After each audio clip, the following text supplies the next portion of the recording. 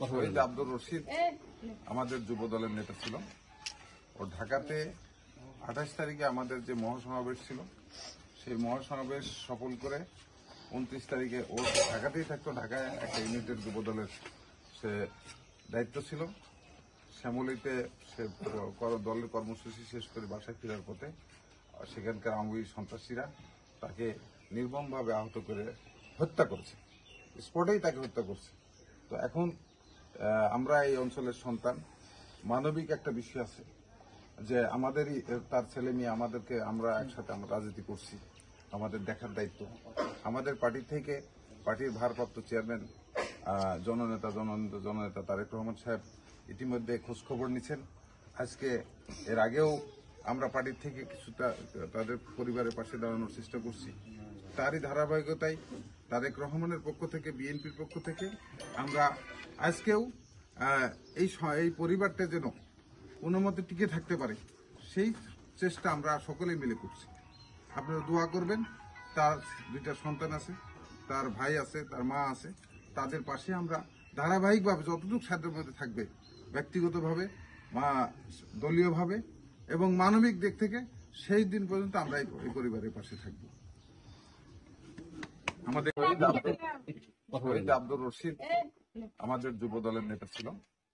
ও ঢাকাতে 28 তারিখে আমাদের যে মহাসমাবেশ ছিল, সেই মহাসমাবেশ সফল করে 29 তারিখে ও ঢাকাতেই থাকতো। ঢাকায় একটা ইউনিটের যুব দলের সে দায়িত্ব ছিল।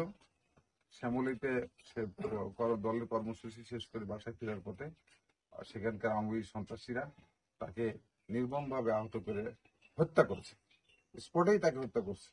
তো এখন আমরা এই অঞ্চলের সন্তান, মানবিক একটা বিষয় আছে যে আমাদেরই তার ছেলে মেয়ে, আমাদেরকে আমরা একসাথে আমরা রাজনীতি করছি, আমাদের দেখার দায়িত্ব।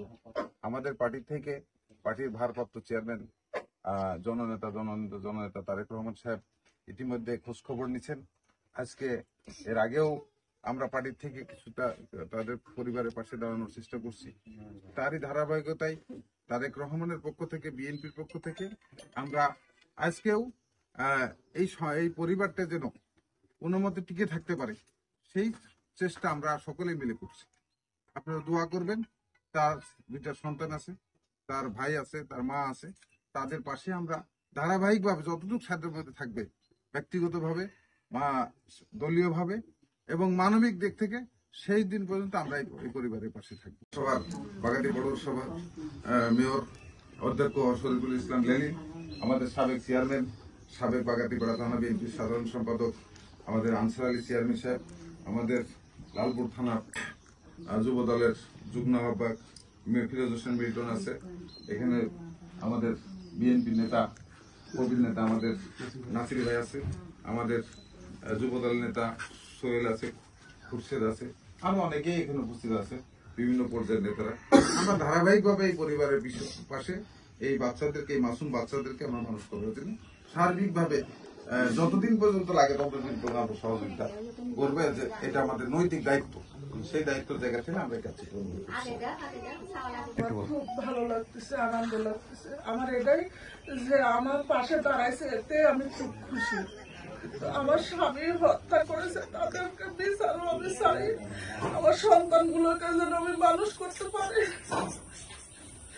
আপনার স্বামী ব্যক্তিগত জীবনে কি করতেন, রাজনীতির বাইরে কি করতেন? ব্যবসা করতো, গার্মেন্টস লাইনে ব্যবসা করতো। সে ভালো মানুষ ছিল, সে খুব দায়িত্ববান ছিল। এখন আমার কেউ নাই, কিন্তু এখন আমার এই ছেলে, মানে আমার ভাসুরের ছেলে হোক আর আমার ছেলে হোক, এখন আমারই ছেলে। এখন এই ছেলে আমার পাশে দাঁড়াইছে। আমার দেবর আছে, ভাসুরেরা আছে, ছোট দেবর আছে, সবাই আমার পাশে আছে। আমি গিয়ে দল থেকে যে গরুটা দিয়েছে, এই তারেক জিয়া যে সহযোগিতা করেছে, আমি এতে খুব খুশি। আমি দল থেকে তাদেরকে ধন্যবাদ জানাচ্ছি, আমার পরিবার থেকে ধন্যবাদ জানাচ্ছি। ভাই ভালো করে খাওয়া পড়বে, খাওয়ালে গরু দুধ আসবে। রিলিন স্যার একটু একটু একটু শান্ত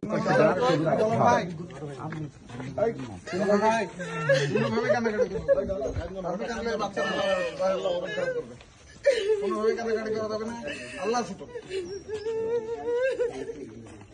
কত মানুষের রোড অ্যাক্সিডেন্ট করে মারা যাচ্ছে না, আরো বাচ্চা আরো মাসুম বাচ্চা আমার এখানে আসছে আমি খুব খুশি হয়েছি। আমার স্বামীর কবর সবাই আমার সারা জীবন যেন আমাকে মনে রাখবে। না না অবশ্যই অবশ্যই অবশ্যই বড় ভাই আমি যেন মানুষের নিয়ে এখানে টিকে থাকতে পারি। অবশ্যই অবশ্যই